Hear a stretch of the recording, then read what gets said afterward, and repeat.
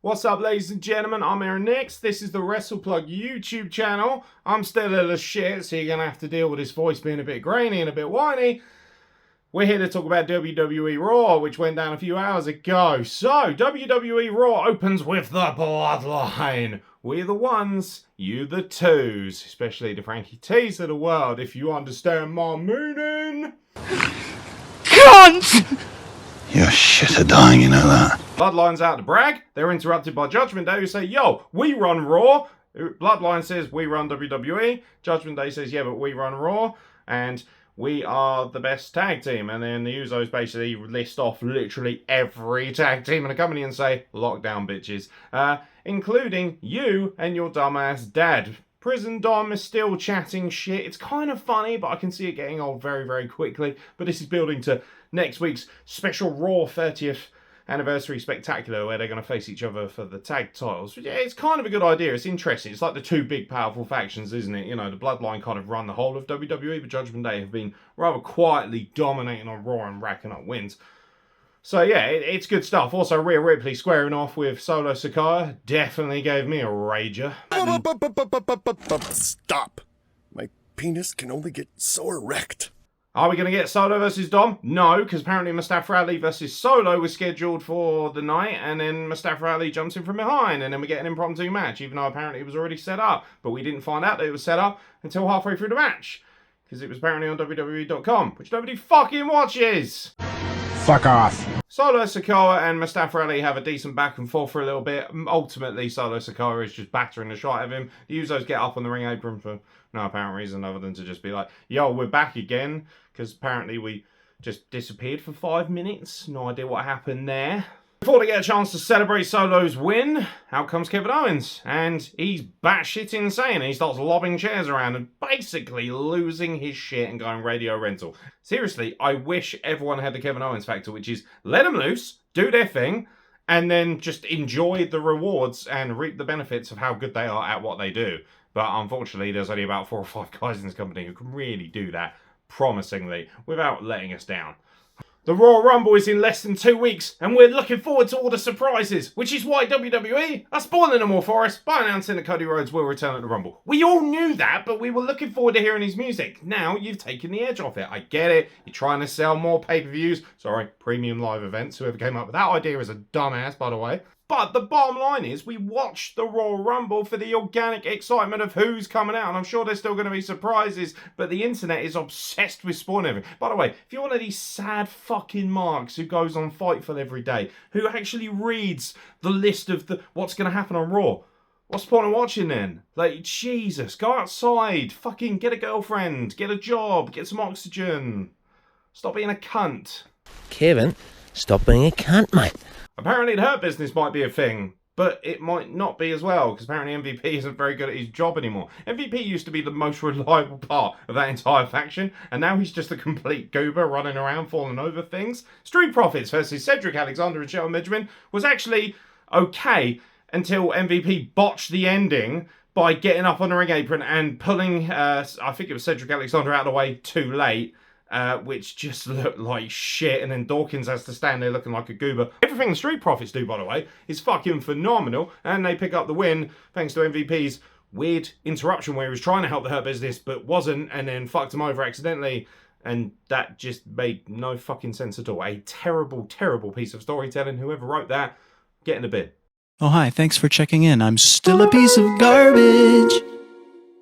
It's Becky Lynch promo time, which means I fast forward because literally every fucking promo is just her with this grating Irish... By the way, Irish accent, one of the hottest going. Am I the only one who thinks this? I must be, because I get so much fucking hatred for this. I think Becky Lynch's promos suck dick. You're calling her a Karen and a dope. Like, fucking hell. Is this what we've come to? Like, go back and watch old school wrestling with Dusty Rhodes and Ric Flair. You know, dropping crazy bombs. We had Booker T dropping the M-bomb. Now we've got Becky Lynch calling Bayley a Karen. And this is setting up for their steel cage match next week. And because I've seen so much of them already, I do not give a flying fuck. I just don't. Hey, nothing wrong with these two women as wrestlers. Both incredible. I think Bayley is a much better character than Becky Lynch. It just grates on me. Oh, you're fucking doping but hugging and just sounds like a fucking awful leprechaun. Stop it. Stop it. Get some help. OMOS! He's back! And he's gonna face Elias. And survey says... Well, you two boys can just fuck right off. The Alpha Academy. They're by far and away my favourite thing on Raw right now. Yeah, I said it. They're so over. They've always been funny, but now everyone's starting to realise how good they are. They feel like a modern day Kurt Angle, with kind of like a comedic Vader in some ways in Otis, who is just back to being a lunatic. It's so fucking funny.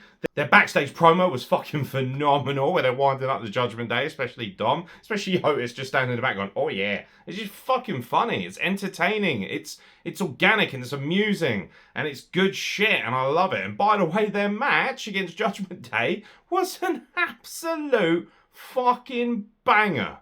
Banger after banger after banger. Unfortunately, despite being so over and easily one of the most exciting tag teams in all of wrestling right now, has to be said, they did lose to Judgment Day, but that makes sense. Judgment Day are facing the Usos next week. Would not have made sense whatsoever if they'd lost to the Alpha Academy a week before the huge tag team title match, which is going to take place on Raw's 30th anniversary. So no quibbles there, but it has to be said, Alpha Academy needs to get pushed more and more and more. I feel like Chad Gable finally looks like the Kurt Angle of the modern era that we all wanted him to be many, many moons ago, it seems, when he first started in NXT with Jason Jordan. We're getting back to that. Just don't fucking ruin it by selling the company to Saudi Arabia or some other stupid shit. I don't know where you're taking me, but God help you if there's no schnapps. Mia Yim faces EO Skye. And we all sigh collectively because it was fucking boring. And that's a real shame because I love both these women. They're both great wrestlers. EO Skye, for me, is one of the best talents and the most underutilized talents in the entire company, male or female. But this just didn't click at all. Meechim gets the win. Cool. Building towards some sort of women's tag team title match at some point that I just don't fucking care about. Bianca Belair is back. She missed the Raw, and she's back. And she's basically going to say, oi, loopy tits, get out of here. I want a fucking word with you. Alexa Bliss comes down and basically says, oh, you're scared of me, and I'm dark, and blah, blah, blah, blah, blah, and I'm in control of my faculties, even though I'm not in control of my faculties, and you're still scared. And Bianca Belair goes, bitch, I will snatch you.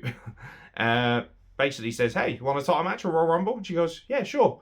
What's the catch? No catch. Just want to kick the shit out of you, basically. Oh, by the way, I'll kick the shit out of you now. Brawl ensues. Kind of like the moment, by the way, where Bianca Belair just goes whoop behind Alexa Bliss. Well, that was really cool. And then, unfortunately, all the spooky bullshit with the boring as shit Uncle Howdy stuff, which, yeah, I said it. I'm bored already. Get to the fucking point. I know slow burns, and I'm one of these people who really enjoy slow burns, but you've got to kind of at least give us an idea where it's going. There's been no direction to this whatsoever. And Uncle Howdy, it's just a goober in a mask. What is it? I think it's Bo Dallas. And he's kind of going, you're welcome. And he distracts Bianca Belair, and that gives Alexa Bliss the opportunity to take advantage of her by DDTing her on the floor. And some people were saying this was the best part of Raw. Those people probably need more meds than I do at this point. Akira Tozawa wants to be in the Royal Rumble. Good news for you. You're going to get squashed by Bronson Reed, and you'll like it because you're a little Japanese whore bag. You can just see Vince McMahon backstage. Hey! This Japanese twink over here, I want to see him get squashed by someone big. What about you, pal? You're from the islands. Actually, sir, I'm Australian. He's like, I don't give a shit. They're all the same to me. Get out there and squash him. It's okay. It was kind of fun, actually. I kind of enjoyed watching Akira Tozawa get murdered by Bronson Reed. Shout out to Jonah Rock. Lovely to see him doing well. Fucking awesome human being. Great wrestler. Really pleased for him. Hopefully, he'll have a nice little run in the Rumble in a couple of weeks. And in your main event, to determine who will face Austin Theory next week on Raw's 30th anniversary for the United States title, it's a 6-pack challenge with 4 guys we don't care about, and also Seth Rollins and Bobby Lashley, who thank God were the final 2. And I was sitting there thinking, oh God, it's going to be Seth Rollins again. But no! Bobby Lashley gets the win. The person I actually wanted to win. Thank you, Bobby Lashley. Massive, massively underrated, in my opinion. I think he's fucking phenomenal. He looks the part, he's incredible, his promos are a bit but overall, he is a fucking stallion, and he can work, and he can move as well. He's a genuine world-class athlete, a legitimate shooter as well. So yeah, I was really pleased he won. Loads of shenanigans at ringside. No idea why Black Gonzalez, OMOS, needs to come down and basically ruin everyone's good time with his shitness, but is what it is. MVP attempts to botch that as well by swinging a cane for no apparent reason. Or what? I'm just like, what? Why are you here? Go away! You're ruining things. Austin Theory's out here. That's fine. He's the champion. He's going to face the challenger. So it's going to be Lashley versus Austin Theory next week for the United States title. And I have a feeling that's when Brock Lesnar comes back, because they're really stacking up the Rumble and, of course, this Raw 30th anniversary. They've even got The Undertaker coming back, for fuck's sake. And I reckon Lesnar's probably going to cost him the belt, and that's going to build to them hopefully facing each other at WrestleMania, which will be a fucking great match for Bobby Lashley and a high profile match for both men involved as well, without getting in the way of all the WWE title and undisputed stuff and all that nonsense. Or Brock Lesnar could go to Dynamite and we can all laugh hysterically, because no, absolutely not. Anyway, we're talking about Raw. Raw was fine. It was kind of entertaining, actually. A lot of shit, a lot of good, and a lot of indifference. Yeah, it was fine. Fuck it. 3.5. I'm feeling generous. I'm feeling very generous. It's my birthday tomorrow, so I've got to be nice. By the way, if anyone wants to send me a present or money, please do so, because, I don't know, I like money, and I like people being nice to me. I won't be nice to you, but be nice to me. Send me money. Anyway, I've been Aerons. Thank you very much for watching this impromptu Raw review, which none of you are probably watching, and if you do, you'll probably send me a load of reviews anyway. But yeah, hopefully you have a great week. Enjoy NXT tonight, which I might review, because whatever. Why are we still here? Someone turn the fucking camera off. I'm bored.